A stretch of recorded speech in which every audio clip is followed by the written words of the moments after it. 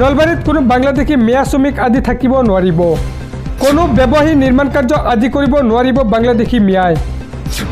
বাংলাদেশী মিয়াৰ বিৰুদ্ধে বজৰং দলৰ অভিযান আৰম্ভ। সবিস্তাৰ চাওক। বাংলাদেশী মিয়াৰ বিৰুদ্ধে বজৰং দলৰ অভিযান আৰম্ভ। নলবাৰীত কোনো মিয়া শ্ৰমিক থাকিব নোৱাৰিব। কোনো ব্যৱসায়ী নিৰ্মাণ কাৰ্য আদি কৰিব নোৱাৰিব। যিমান বেয়া কাম হৈ আছে বাংলাদেশী মিয়াৰ কাৰণে হৈ আছে। বাংলাদেশী মিয়াৰ বিৰুদ্ধে এই অভিযান আৰম্ভ হৈ আছে, বন্ধ নহয়। অসমত নিষিদ্ধ হ'ব লাগিব বাংলাদেশী মিয়া।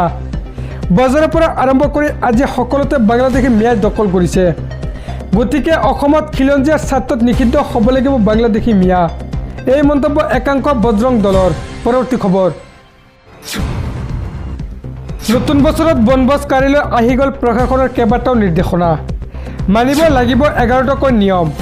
নিয়ম উলংঘা কৰিলে বিহা হ'ব বৃহৎ পৰিমাণৰ জৰিমনা। কি কি এই নিৰ্দেশনা সবিস্তাৰে চাই লওক।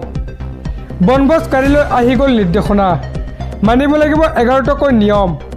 নিয়ম উলংঘা কৰিলে বিহা হ'ব বৃহৎ পৰিমাণৰ জৰিমনা। বনভোজ খাবলৈ যোৱাৰ সময়ত অত্যাধিক উচ্চ প্ৰাবল্যৰ ছাউণ্ড ছিষ্টেম বজাব নোৱাৰিব। বনভোজস্থলীত পৰিষ্কাৰ পৰিচ্ছন্ন কৰি ৰাখিব লাগিব। সুৰাপান কৰি উদ্ভণ্ডালি কৰিব নোৱাৰিব। বনভোজ খোৱাৰ পিছত সকলো ডিপ'জ, জেল, প্লেট, গ্লাছ ডাষ্টবিনত পেলাব লাগিব। কোনো ধৰণৰ লেতেৰা আৱৰ্জনা জান-জুৰিত পেলাব নোৱাৰিব।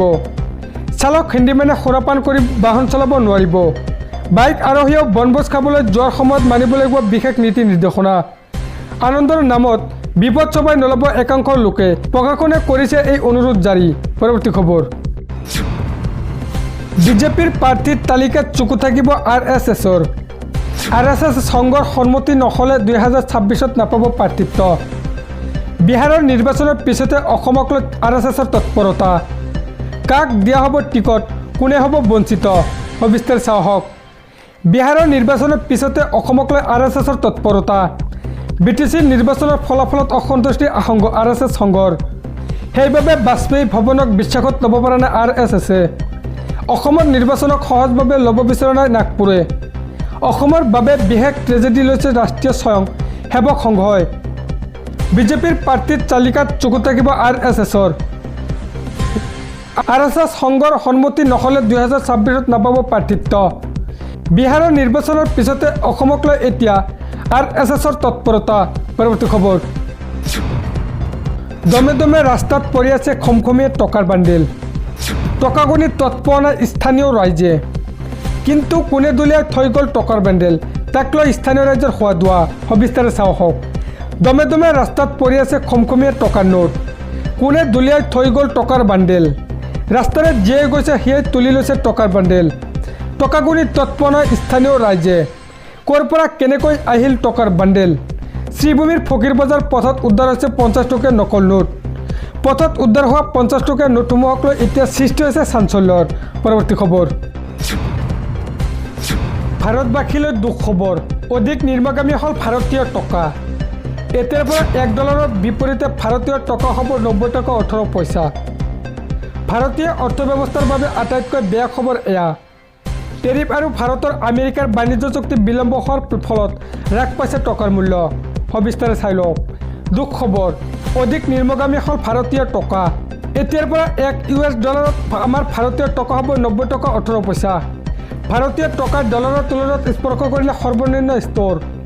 $1 এতিয়া ভাৰতীয় টকাত হ'ব 90 টকা 18 পইচা। নিশ্চিতভাৱে ভাৰতীয় অৰ্থব্যৱস্থাৰ বাবে আটাইতকৈ বেয়া খবৰ এয়া। ইয়াছে ভাৰতৰ ওপৰত লগোৱা টেৰিফৰ বৃহৎ প্ৰভাৱ প্ৰতিফলিত হৈছে। যোৱা 10 বছৰত 40% নিম্নগামী হৈছে ভাৰতীয় টকাৰ মূল্য। 10 বছৰ পূৰ্বে ভাৰতীয় টকাৰ মূল্য 60/62 আছিল $1 বিপৰীতে। আন্তঃৰাষ্ট্ৰীয় বজাৰত সোণৰ আকাশলংঘী মূল্যবৃদ্ধিও এক ইম্পেক্ট। দামী সামগ্ৰীৰ আমদানিয়ে কঙা কৰিছে ভাৰতীয় অৰ্থনীতিক। আজি ডলাৰৰ বিপৰীতে টকাৰ মূল্য হ'ল 90 টকা 18 পইচালৈ লাখ। মঙলবাৰে ডলাৰৰ বিপৰীতে টকাৰ মূল্য আছিল 89 টকা 96 পইচা। বছৰটোত ডলাৰৰ বিপৰীতে টকাৰ মূল্য হ্ৰাস পাইছে 5%। এছিয়াৰ ভিতৰতে ভাৰতীয় টকাৰ মূল্য সৰ্বাধিক হ্ৰাস। ভাৰত আমেৰিকাৰ বাণিজ্য চুক্তি বিলম্ব হোৱাৰ ফলত হ্ৰাস পাইছে টকাৰ মূল্য। পৰৱৰ্তী খবৰ। ছাত্ৰীৰ সৈতে কুকাণ্ড কৰা লম্পট লগ বাহাদুৰ ছেত্ৰীৰ বিৰুদ্ধে আদালতৰ ডাঙৰ ৰায়। 20 বছৰ ধৰি জেলতে থাকিব লাগিব লম্পট লগ বাহাদুৰ ছেত্ৰী। অৱশেষত 4 বছৰ পিছত ন্যায় পালেগৈ দুৰ্ভোগীয়া পৰিয়ালটোৱে। সবিস্তাৰ চাই লওক। ছাত্ৰীৰ সৈতে কুকাণ্ড কৰা লম্পট লক বাহাদুৰ চেত্ৰীক 20 বছৰ কাৰাদণ্ড। ধেমাজি জিলা আৰু ছেছন ন্যায়াধীশৰ আদালতে 20 বছৰৰ সশ্ৰম কাৰাদণ্ড দিয়ে। পস্কো আইনৰ অধীনত 20 বছৰৰ সশ্ৰম কাৰাদণ্ড বিহে লম্পটগৰাকী। 2021 চনৰ জুলাই মাহত এগৰাকী ছাত্ৰীৰ সৈতে সংঘটিত কৰিছিল জঘন্য কাণ্ড।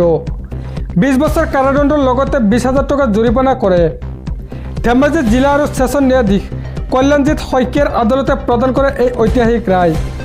ভাৰতীয় দণ্ডবিধি আইনৰ 323/324, 376 ধাৰা আৰু সংযোগী ধাৰা পস্কো, ভাৰতীয় দণ্ডবিধি আইনৰ 323/324, 376 ধাৰা আৰু সংযোগী ধাৰা পস্কো আইনৰ 6 ধাৰাত দোষী সাব্যস্ত হয়। দোষী সাব্যস্ত হোৱাৰ পিছতে 20 বছৰ কাৰাদণ্ডত দণ্ডিত কৰে।